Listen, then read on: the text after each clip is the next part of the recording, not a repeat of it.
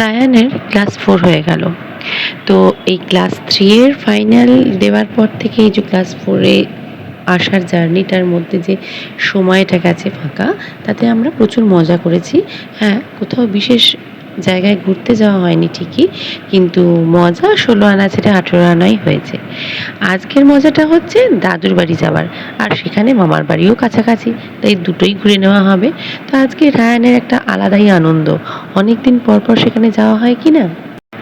অনেকটা আদর আর পুরোটাই ফ্রিডম। সেখানে বাবা মা যদি বকুনি দেয়, তাহলে তাদেরকে বকুনি খেতে হয় বড়দের কাছ থেকে।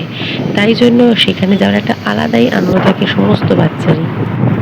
কলকাতা শহর ছেড়ে এবার আস্তে আস্তে আমরা ঢুকে যাচ্ছি মফস্বলের দিকে, যেখানে যে জায়গাটা পুরোটা গ্রামও নয় আবার পুরোপুরি শহর নয়, দু রকমেরই ছোঁয়া আছে। সব থেকে বেশি যেটা ভালো লাগে, সবুজের ছোঁয়া। কিন্তু আধুনিক শহর গড়ে তোলার লোভে সেই সবুজও আগের থেকে অনেক কমে গেছে। যেতে যেতে প্রচুর নস্টালজিক হয়ে পড়ি জানো, কারণ ছোটো থেকে বড় হওয়া ওই জায়গাতেই আমার আর সুদীপের দুজনেরই। অনেক কথা মনে পড়ে, অনেক কিছু চোখের সামনে ভেসে ওঠে। যেতে যেতে অনেক নতুনত্ব দেখছি, রাস্তাঘাট খুব সুন্দরভাবে তৈরি হচ্ছে। আর আমার ছেলে খুব প্রাউড ফিল করছে, মা দেখো, দেখেছো ইন্ডিয়ার কত উন্নতি হচ্ছে। তো শুনে একটু হেসেও ফেললাম। কিন্তু এই উন্নতির লোভেই মানুষ নিজেই যে নিজের কত সর্বনাশ করে ফেলছে, মানুষ সেটা বুঝতে পারছে না। আর এই পৃথিবীতেই আমাদের একদিন আমাদের বাচ্চাগুলোকে ছেড়ে চলে যেতে হবে। দেখা যাক নতুন প্রজন্ম এই পৃথিবীটাকে বাঁচাতে পারে কিনা। দেখো, সবুজ ক্রমশ বাড়ছে, সুন্দর সুন্দর ক্ষেত দূর দূরান্ত পর্যন্ত যতটা চোখ যাচ্ছে। কিন্তু এটাও অনেক কমে এসেছে। আগে আমরা আরও বেশি ক্ষেত দেখতে দেখতেই বাড়ি যেতাম।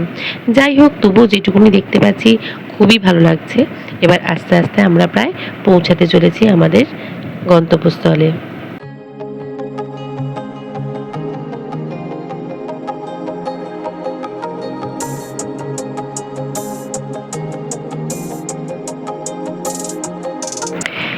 এসে গেলাম বৈদ্যবাটি চৌমাথা, যেটা আমার শ্বশুর বাড়ি। এখান থেকে আর কিছু দূরেই রয়েছে আমার বাপের বাড়ি।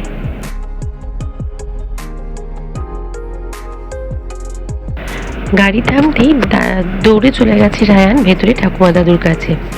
আর এদিকে আমরা জিনিসপত্র নিয়ে ধীরে ধীরে ভেতরে ঢুকেছি, তাই সেই সময় আর ভিডিও করা হয়নি।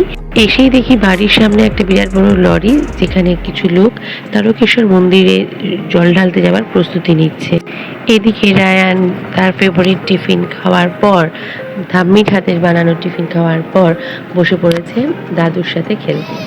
এখানে বাবাও আছে, কিন্তু বাবা বেশিরভাগই তার পুত্রকে রাগানোতে ব্যস্ত থাকে, আর দুজনে মিলে শুরু হয়ে যায় মারপিটের লড়াই। দাদু শান্তভাবে সব কিছুকেই ডিল করছে, তাই দাদু খুব প্রিয়।